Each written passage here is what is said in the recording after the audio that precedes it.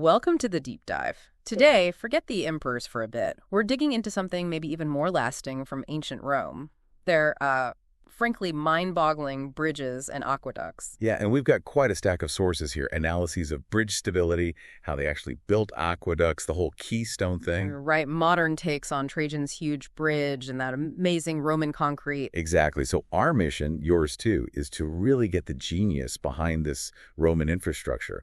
Why did it last? How on earth did they get so much water to cities, centuries before anyone else? We're after those aha moments, those surprising facts, without getting totally bogged down in the engineering jargon. Right, because you look at these bridges still standing after 2,000 years. It's incredible. And the aqueducts watering whole civilizations. It makes you wonder, what did they figure out? What did they know? Yeah. Okay, let's unpack it. Starting with the bridges. Rock-solid Roman bridges. Some have been around since, 100 AD? That's not just luck, is it? Oh, definitely not luck. Their strength was carefully engineered. It was a mix of smart structure, the right materials, and really important how they built the piers and foundations. And a key part of that structure was the keystone, right? Often called this, architectural magic trick.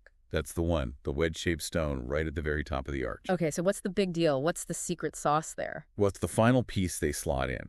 And it basically locks everything together by pushing downwards and outwards, compressing all the other stones. Oh, right. This lets the arch carry huge amounts of weight.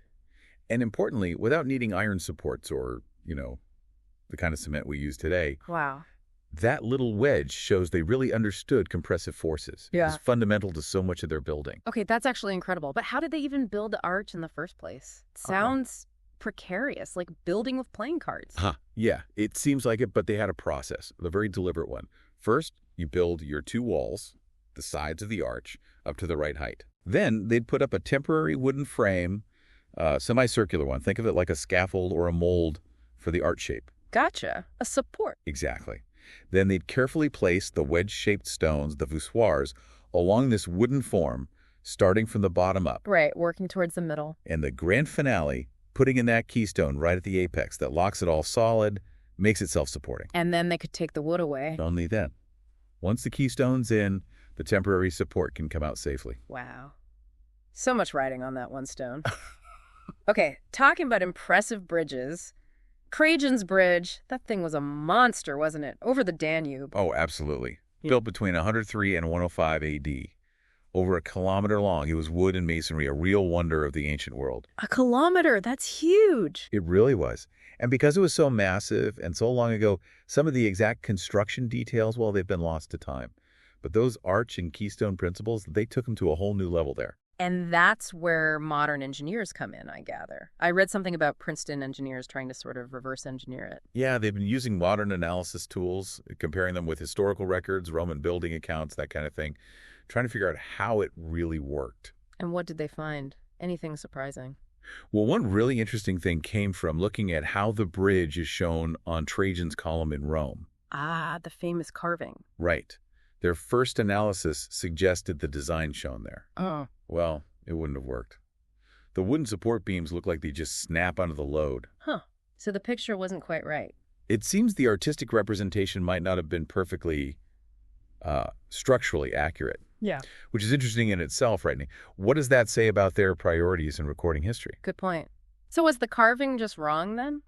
Not entirely wrong, but incomplete. Because archaeological digs at the actual bridge site, at the bases of the piers. Yeah.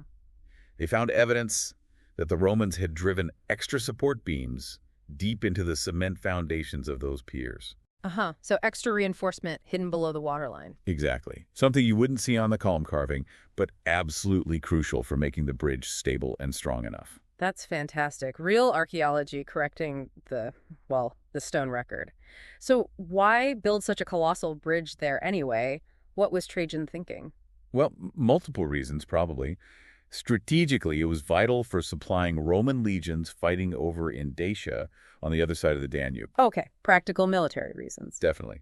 But bridging a river that massive, that was also a huge statement of imperial power. It basically shouted, Rome can overcome anything, even this giant river. Like a giant billboard saying, we're in charge. Pretty much. It wasn't just about logistics. It was about demonstrating Roman authority, Roman dominance over nature itself.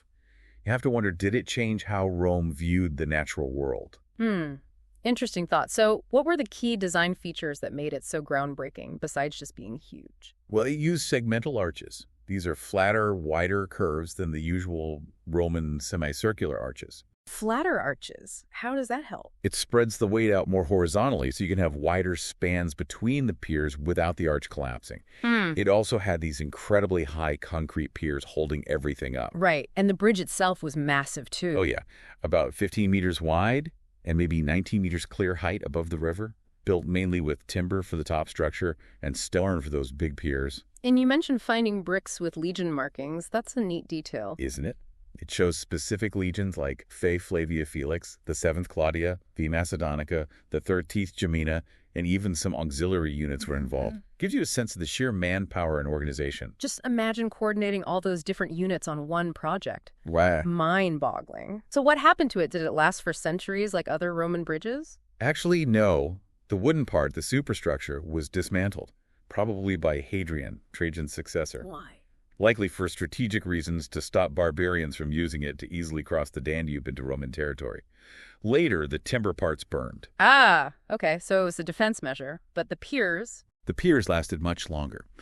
Thanks to those arches, the Roman concrete, and especially the deep foundations they built to stop the river eroding the base. So the core engineering was sound, even if the whole bridge didn't survive. Right, the foundations held. Okay, let's shift gears. Another huge area of Roman ingenuity, aqueducts. Yeah. These were absolutely essential for their cities, weren't they? Getting water in. Essential is the word. These were massive public works projects. The goal was to give city dwellers a reliable, abundant water supply. And honestly, the scale of what they achieved. Pretty amazing. Astounding. Rome's water supply system wasn't matched again until, like, the 19th century. Yeah. And they did it without sophisticated hydraulic science as we know it. It really is staggering. The first big one was the Aqua Appia, right? Way back in 312 BC. Why so early? Well, Rome was growing fast. The usual sources, springs, wells, rainwater cisterns, just couldn't keep up with the demand anymore. Too many people needing a drink. Basically, yeah. So Appius Claudius commissioned the Aqua Appia to bring in more water. They probably got the basic idea from the Greeks, who'd done similar things earlier, though maybe on a smaller scale. Interesting, the Greek connection again. Now, surveying these things, that must have been tricky. How did they get that steady downward slope over sometimes huge distances and difficult terrain? Early on, they likely used a tool called the groma. It was pretty basic, probably borrowed from the Greeks too. Good for setting out straight lines. Like a simple sighting tool? Kind of. But the gradient, the slope, that was the really critical part. Too steep, and the pressure could burst the channel or pipes. Right. Too shallow, and the water wouldn't flow fast enough and sediment would build up, blocking it. So a very precise downhill gradient was needed. Did they learn that from the Greeks too? It's likely they drew on Greek knowledge there as well, yeah. They understood the importance of getting that gradient just right. Okay, so the groma for lines, what came later? As the aqueducts got longer and more complex. By the time Vitruvius was writing, around 27 BC, they had more sophisticated tools. He mentions the dioptra, the libra aquaria, which is basically a water level, and his personal favorite, the quarterbates. He preferred the chorobates. Why? He thought the others were less reliable for establishing the crucial gradient. The chorobate sounds pretty specialized. Tell me about the chorobates. What was it like? Okay, picture this. A wooden plank, about 20 feet long, solid, with legs at each end and plumb bobs hanging down to check if it was level. But the clever part was a channel, like a groove, carved into the top surface. They could fill this with water. For windy days when the plumb bobs might swing around. Exactly. If the water in the channel was level, they knew the plank was level, regardless of wind. They could also mark gradients on it. Vitruvius was clear, though, it was mainly for finding the slope of the ground, not for sighting long distances. Clever. Simple tech, high accuracy. Now, the diopter Vitruvius wasn't so keen, but later, Hero of Alexandria described a better version. Yeah, Hero's dioptra, maybe around AD 65, seems like a definite upgrade. Made of bronze, much more precise. It had like a toothed wheel for measuring angles accurately. Well, like a modern surveying instrument. Getting closer. It could have attachments, either a water level or a theodolite-like device for sighting. So, yeah, more versatile. Probably a big improvement over what Vitruvius had available. Okay, so these surveyors, the liberators, they were the brains behind mapping these routes out. absolutely crucial. Yeah. The librator did the initial survey. They figured out the height difference between the water source and the city, measured the distance, calculated the natural slope of the land. How did they measure all that? Using tools like leveling rods and measuring chains or maybe long cords. Then they'd mark out the path the aqueduct should take. Right. So once the path was marked, Ah. then came the hard work, actually building it. Oh, yeah. Massive amounts of manual labor. For underground parts, they dug trenches, picks, shovels, baskets, the whole deal. And tunnels through hills. Yeah. They used a technique called cuniculus, basically digging networks of small tunnels, often with vertical shafts dug down from the surface for air and removing spoil. So not just one big bore, but smaller interconnected tunnels. Often, yes. And to get through really hard rock, they'd light fires against the rock face. To heat it up. Then douse it with vinegar or maybe just cold water. The rapid temperature change would crack the rock. Wow. Brutal work. I bet things didn't always go perfectly smoothly, though. The article mentioned an incident at Salde. Ah, yes, the Salde Aqueduct, a classic example of things going wrong. The librator, a guy named Nonius Datus, did the initial survey around AD 148. Okay. But a few years later, in 152, the tunneling crews, working from opposite ends of a mountain, well, they miss each other. Oops. Big oops. They had to call Nonius Datus back. He found his original survey was fine, but the local construction teams had deviated slightly from his lines. Human error. Even with the fancy tools. So what about the parts we usually picture, the aqueducts on arches? Right, the elevated sections. They built piers, first stone or brick walls, often filled with a core of rubble mixed with that Roman concrete. How'd they build the piers so high? Using temporary wooden platforms, scaffolding basically, supported by beams, slotted into the pier as it went up. Then, for the arches between the piers, they used those same wooden centering frameworks we talked about with bridges. Supported on the piers somehow. Yeah, resting on ledges, called corbels, or special cornices built onto the piers. They'd build the arch on the framework, lock it with the keystone. And then move the framework to the next gap. Exactly.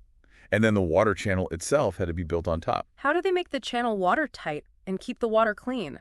Usually built with cement and rubble, then lined very carefully with a special waterproof cement layer. And crucially, they almost always cover the channel. With a roof. Why? Several reasons. Keep out dirt, leaves, animals. Limit sunlight, which stopped algae growing and reduced evaporation. Vitruvius specifically mentions it helped keep the water pure and cool. Makes sense. Now, siphons. You mentioned using them to cross deep valleys instead of massive bridges. That sounds incredibly advanced. It really was ingenious. Technically, they weren't true siphons like we think of today, sucking water up. They were inverted siphons, using gravity and pressure. How did that work? Instead of one huge channel trying to withstand the massive pressure at the bottom of a deep valley, which would likely burst, they used multiple smaller pipes made of lead. Lead was strong enough in smaller diameters. Ah, divide the pressure among several pipes. Precisely.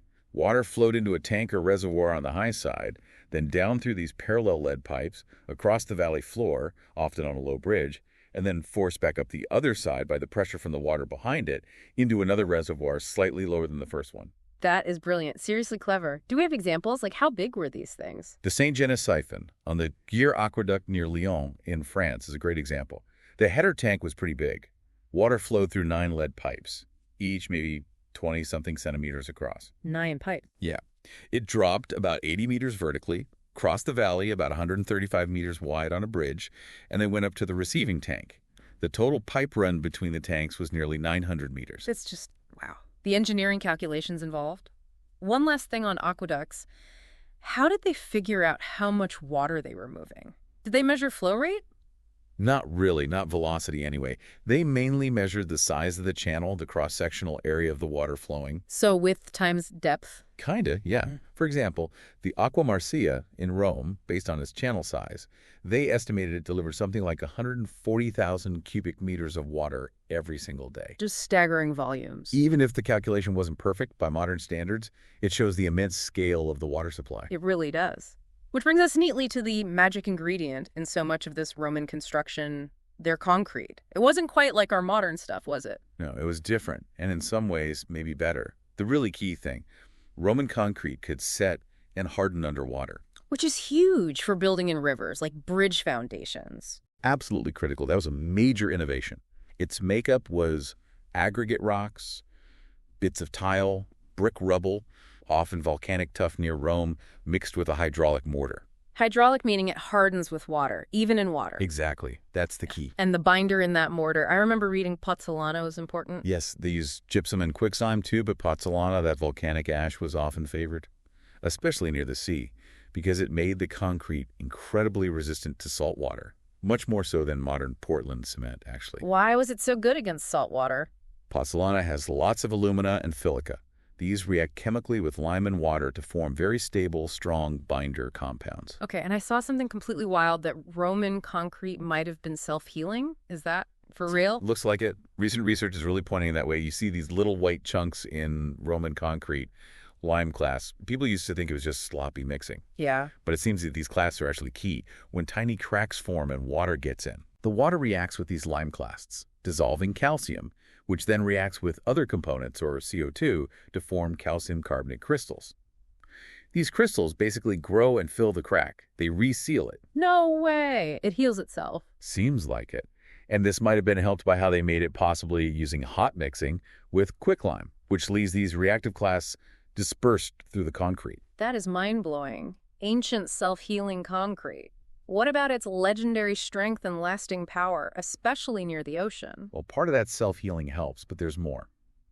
When seawater gets into Roman concrete made with that volcanic ash and quicklime, it triggers chemical reactions that form incredibly stable, rare minerals, particularly one called tobermorite.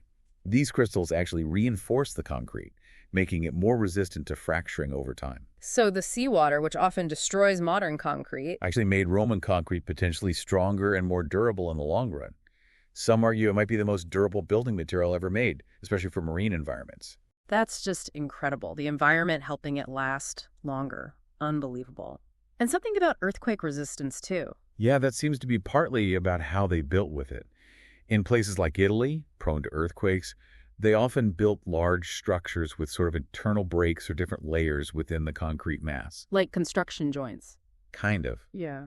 These discontinuities allow different parts of a building to shift just a tiny bit during a quake, absorbing some of the energy without catastrophic failure. It gave the structures a certain resilience. So the material and the construction techniques work together. Okay, let's try to wrap this up.